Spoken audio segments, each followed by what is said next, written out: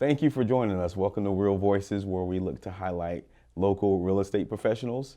And today we have Stephen Boyns with us. Stephen, thanks for joining us. Thank you for having me. Appreciate it. Appreciate you coming on. Took a little bit of time. Got you on though. But if you wouldn't mind, just tell us a little bit about yourself and who you serve and what you do in the industry.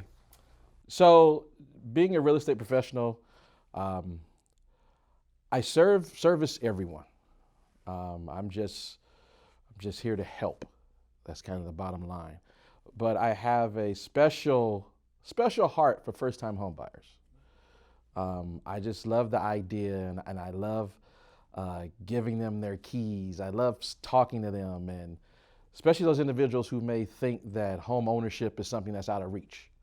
So I really love talking with them, educating them, walking with them the whole step of the way, because one of my famous lines is, if this is what you truly want to do, we are going to do this together.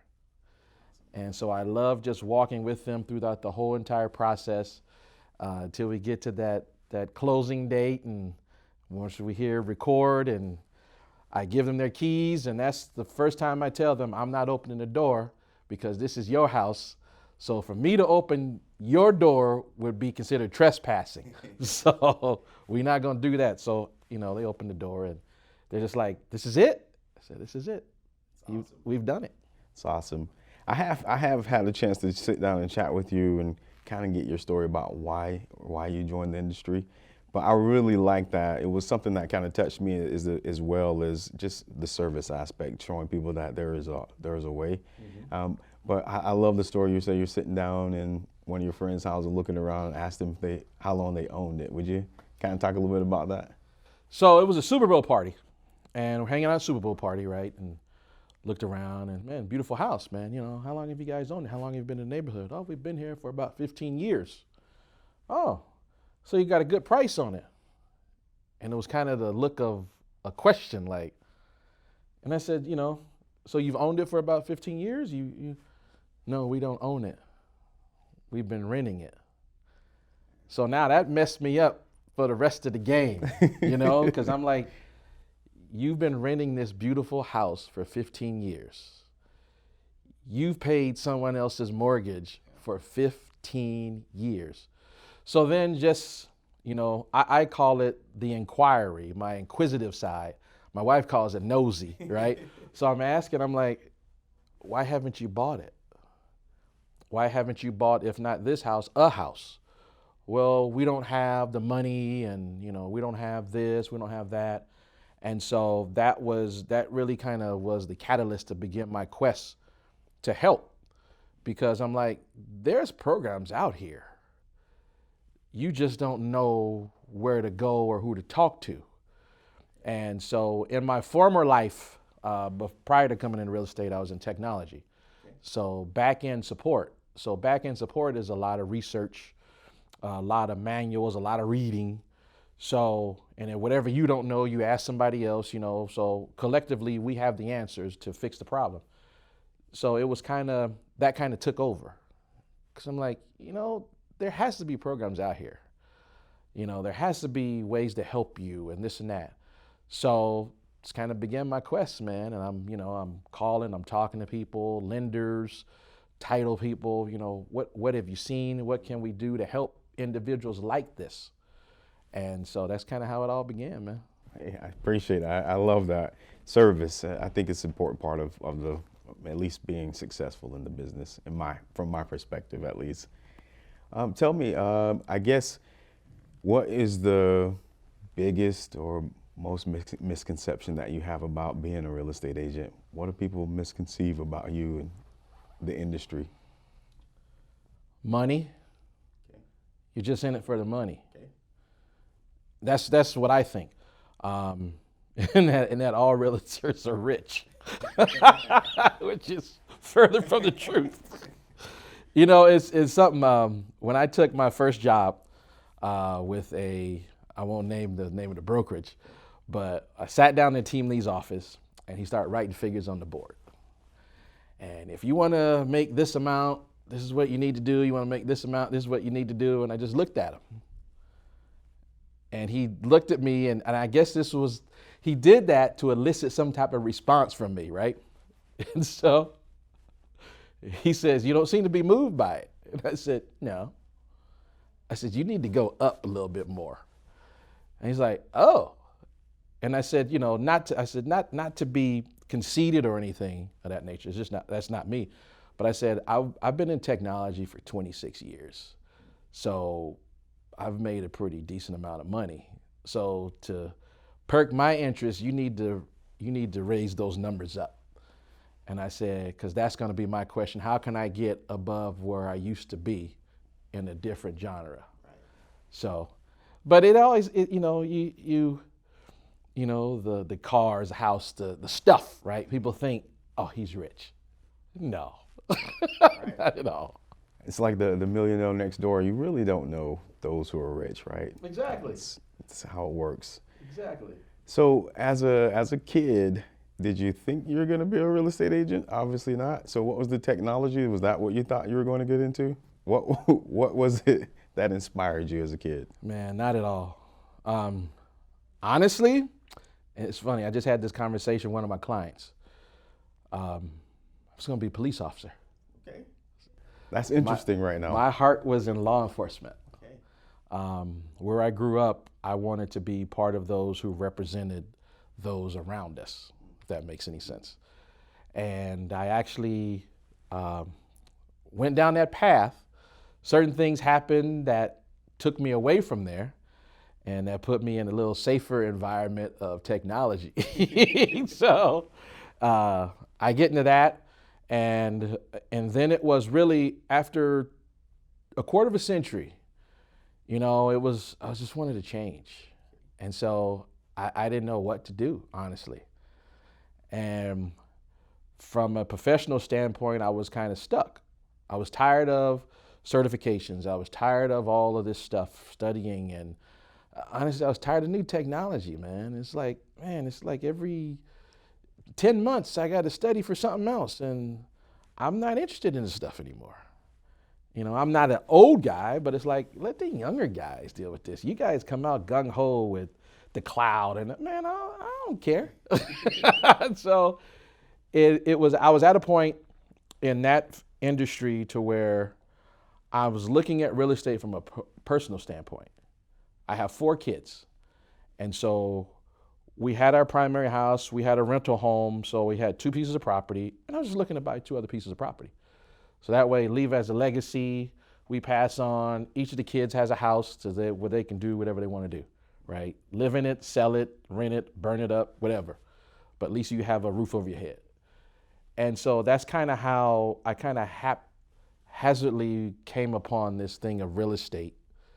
It was for me personally, but then after that whole Super Bowl deal, then it was like, man. And my wife's like, you can do this. I'm like, I'm so not into sales. I'm the easiest going guy. But, things just changed, and here I am. Well, I want to go back to the police thing. That's intriguing me right now. You said that you just wanted some representation of you in your community. Where was this at, by the way? This is Oakland, California. Okay. And so what stopped you then? What was it that you're like, okay, I'm not doing this? What? Fear to a degree. Okay. So my freshman year of college, between my freshman and my sophomore year, I had a friend of mine, one of my best friends, who we decided the Oakland Police Department had this program called Cadets. And what it was, you had to be at least 19 and a half years old.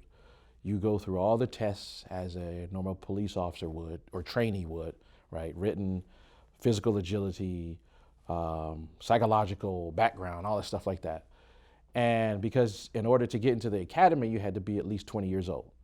So they wanted you to start, and it would take throughout this whole process anywhere from 10 months to a year. So we're both 19 years old, and he's like, come on, man, let's do it. And I'm like, man, I ain't doing that, man. I don't want to be no cop. But it intrigued me. And I said, you know what? Why not? So we both took the tests. I passed it. He didn't. I go into the physical agility. I go through everything, go through the whole entire process. And right after the background investigation, the Oakland Police Department decided to go on strike. So strike only lasted probably for about 3 weeks, a month or something. So during that time, afterward, then they bring you on and they pair you with a specific unit. I mean, I don't look like I'm 62, do I? I mean, you know, no, I'm joking, I'm not 62. But I've always looked young for my age. So they decided to put me in what's called the truancy division. Okay. And I had no idea that they actually had real life narcs in certain high schools. So I was assigned to the truancy division. And I was assigned to the truancy division of one of the roughest and toughest high schools in Oakland, California. Okay. And anybody who's grown up in that hip hop era, man, Oakland, LA were like two of the toughest cities to grow up in. So after a while, then fear began to grip hold. And I was like, do I really want to do this?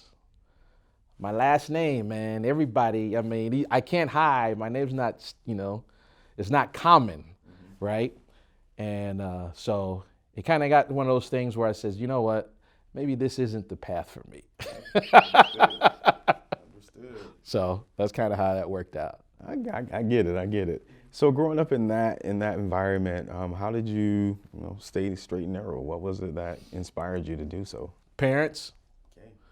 So my mom worked, and this is, man, they've been asked these questions. This is pretty interesting.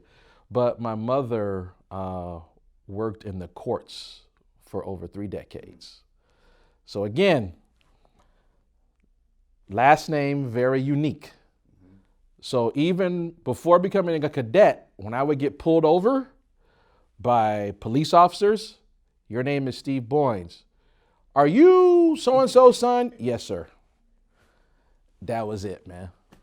That's what kept me on the straight and narrow, because one of those, look, I work in this arena. People know me. I know attorneys and so forth, the like. And if anything ever happens, if you ever got caught, I'm going to be the first to hear about it. And I'm going to leave you in there too to learn a lesson. Makes sense.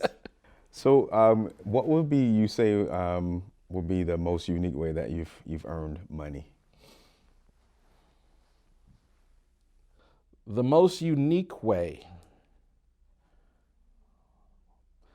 probably has been my first summer job was working for Parks and Recreation Center. And I must have been about 13 years old. And so a strong work ethic was always instilled in our household. You're going to work for everything you get. It's easy for a parent to give you something. They give it to you, you really don't appreciate it that much because you really didn't earn it. When you earn it, when you put in the sweat equity to earn the money in order to buy it, you will cherish it. So 13 years old, I started and I worked in Park and Rec. And I was at a particular park in the hood, man, to where going around picking up trash, I mean, yeah, you had a couple soda cans and, paper, potato chip wrappers, but you found a lot of drug paraphernalia and those type of things. And that was probably my first eye-opening experience my parents kind of sheltered me from that side, but I'm going home now asking, what is this? What is it used for? And so that was kind of the wide-opening experience, wide-eyed. It's interesting. So I always think, it just sounds like you had a pretty strong foundation with your mom and dad in the picture.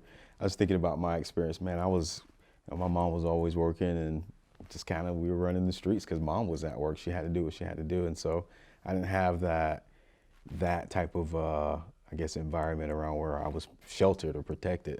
We knew what those things were and it was early on. So, man, it's just I love the fact that there was someone there to help you, protect and, look over you in those ways where so many of us didn't have that. So, well, don't get me wrong. It didn't always remain that way, because then, people split up, different personalities, right? So you see the ugly side of relationships. But when you're pretty much during my, I call it my rough formidable years. Um, back where I'm from, we called it junior high school. Here they say middle school, right? In high school, that's when it was mom and I. Okay. So then it was, I always learned something, and I carry this on today, even with my kids. So I have 4 boys. And this is something I learned back then. Because we have very unique names. Whatever you do, don't defame the family name. Whatever it is you do. Because that name will carry along with you. And not only you, your children, their children's children, and so forth. So I was always, and then with my mom, where she worked, the people that she knew, and it was, I was raised in one of those eras, man, where if the lady across the street caught you doing something, she has permission to discipline you. You know what I mean? So with that in tow, there was always kind of a reverential fear. Yeah.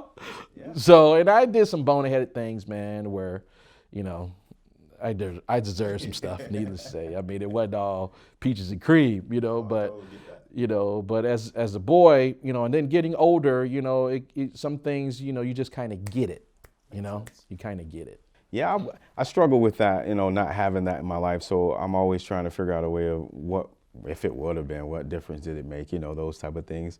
But it seems to definitely make a difference, right? When there's just someone there to help you get through those things, right? It just does. It just makes sense. So I guess talking to your children, what are some of the things that you instill to them? Is there something that you teach that maybe you don't want them to do that you regret, or what is it? What is that thing you're like, hey, don't do this or do that? One thing that I've done, which my mom has told me, which is different than what she did, is I'm more open to my kids. Meaning I'm more open is about sharing my mistakes, sharing the boneheaded things I've done. So look at me like, you did that? Yep. And you lived to tell. Yeah, I was one of the fortunate ones, because there were some others who didn't live to tell. So this is a notice to you. If you're considering, weigh the options. I may not be as fortunate as Dad. I may be like the other guy who didn't live. You know what I mean? So, and I'm even like that way with my business, right? I'm just transparent, because I'm of the mind that I'm of the mind that, you know what, share it and let the other individual make their own decision. I'm not going to tell you do as I say, not as I do, or you just do exactly as I say. I'm going to talk to you, I'm going to share the information with you and let you make your own decision. But one thing is for certain, whatever decision you make, you will never be able to say, he didn't tell me. I like it. Never. I like it. So that's kind of, and that's kind of how I approach life. That's kind of how I approach my business. And even with what I call a buyer or seller's consultation meeting, I tell them that. I say, hey, I'll give you the information. It's up to you to make the choice. So one thing you'll never be able to say is that he didn't tell me. And if there was something that I didn't tell you, that's because I didn't know. Makes sense. Appreciate that. Tell me a little bit about the book you brought. I love books, so I love hearing what other people feel and think about them and what touched them. So tell us a little bit about the book you brought. So one of my favorite reads is a gentleman by the name of Chuck Swindoll, or Chuck Swindoll, depending on what part of the country you're from, right?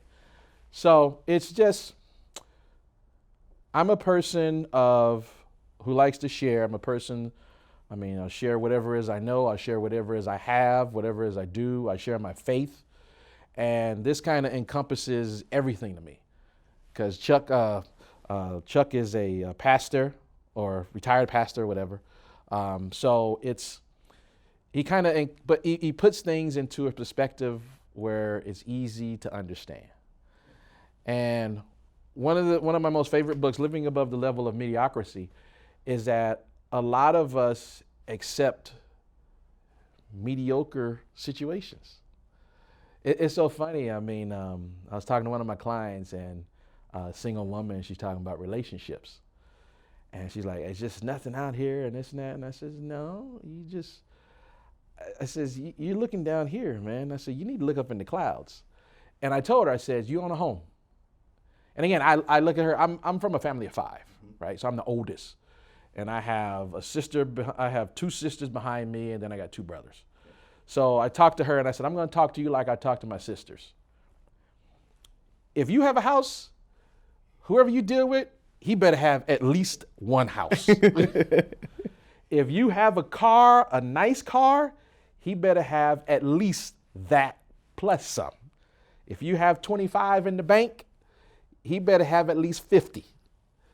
And she's like, that's not reasonable. And I says, it's not. And I told her, I said, I'm going to talk to you like I talk to my sisters. I said, that's your problem. You're lowering your standards.